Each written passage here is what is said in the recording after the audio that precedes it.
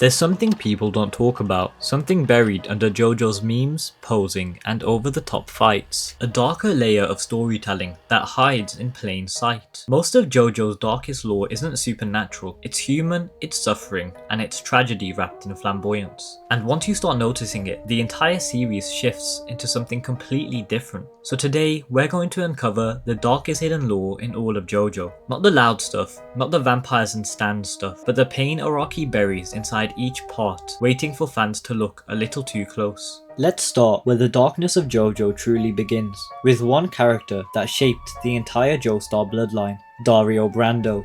Most people see part 1 as simple, good versus evil, but the hidden lore is that Jonathan and Dio weren't destined to fight because of fate, but rather because of abuse. Dio didn't become a monster because the mask chose him, he became one because Dario raised him in a world with no love, no rest, and no safety. Araki wasn't writing a villain, he was writing the consequences of generational damage. Then, Dio enters the Joestar mansion, and here's the darkest part that fans miss. Jonathan suffers silently. He loses his mother, his father emotionally distances himself, and his home is invaded by someone trying to steal his identity. The darkest lore of part 1 isn't the mask, it's that Jonathan had everything you'd expect from a privileged protagonist, but none of it protected him. He's the first JoJo who pays the full price for trying to be good.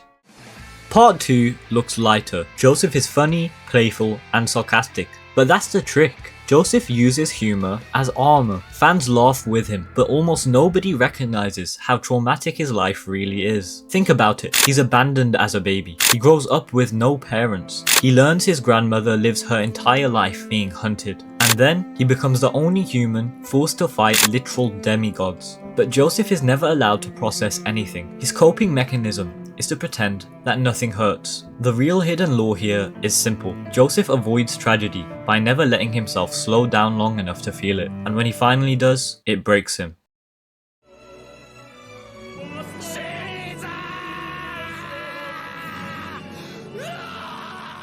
Part 3 is where the hidden tragedy theme becomes the entire backbone of the story. Everyone remembers the Stardust Crusaders wins, but it's not often where people pay attention to the cost of their mission. Let's start with Jotaro. On the surface, he's calm, unshakable, and untouchable. But look deeper. This is a 17-year-old kid who believes he's dangerous just by existing. He isolates himself from his mother for her safety, and his entire personality becomes an emotional prison. And his journey? It's trauma stacking on trauma. He watches Avdol die, Iggy die, Kakyoin die, and he carries the weight of protecting his mom, knowing that if he loses to Dio, his mother dies too. But the deepest piece of part 3, Jotaro never recovers.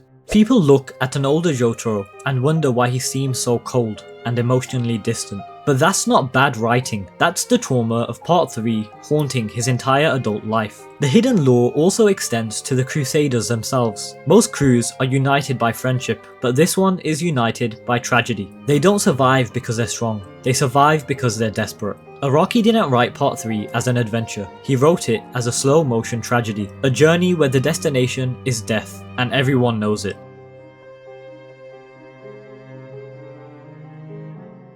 Part 4 feels bright, colourful, funny, and almost wholesome, but underneath, it just might be the darkest JoJo part in the entire series. Because Morio is a city full of people living with invisible trauma. Let's start with something simple. Koichi. He starts off as a walking metaphor for powerlessness. Every choice he makes, every form Echoes evolves into, reflects his internal growth, from a victim to a survivor, and eventually to someone who can stand up for himself. But Araki doesn't just place tragedy within the main cast, he also extends it to side characters. Take Yukiko for example. A story isn't just a crazy yandere girl, it's a character broken by obsession and pressure, unable to understand love in a healthy way. Then we get to Rohan, one of the saddest characters Araki ever created. His trauma is subtle but massive. Just like many characters in the series, he loses his parents. He also becomes successful young and becomes isolated because of it. He's obsessed with observing people because he can't risk forming real connections. But above every other character in part 4, the darkest one is most certainly Yoshikage Hokage Kira. Kira isn't terrifying because he's powerful, he's terrifying because he's normal. A man who blends in, a man who hides his crime in routine, a man whose life philosophy is simply to not stand out. Kira represents the scariest idea Araki ever wrote. Evil doesn't always look like Dio. Sometimes it files paperwork, goes to the grocery store, and just tries to live a quiet life.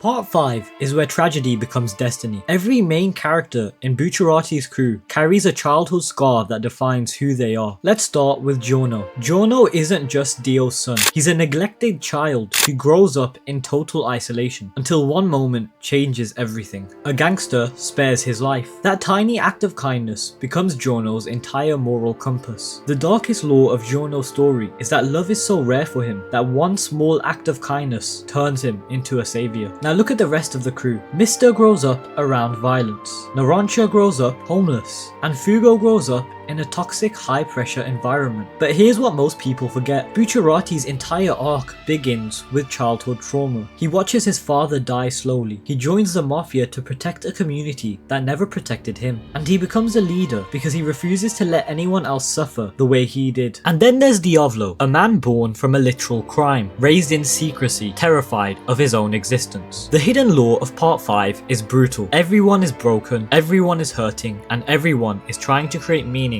in a world built on violence. And that's what makes their sacrifices land so hard. So basically, what was supposed to be in this part was a section dedicated to part 6 of JoJo's Stone Ocean, but if I'm being totally honest, I am running out of time to finish the video, so instead of part 6, have this.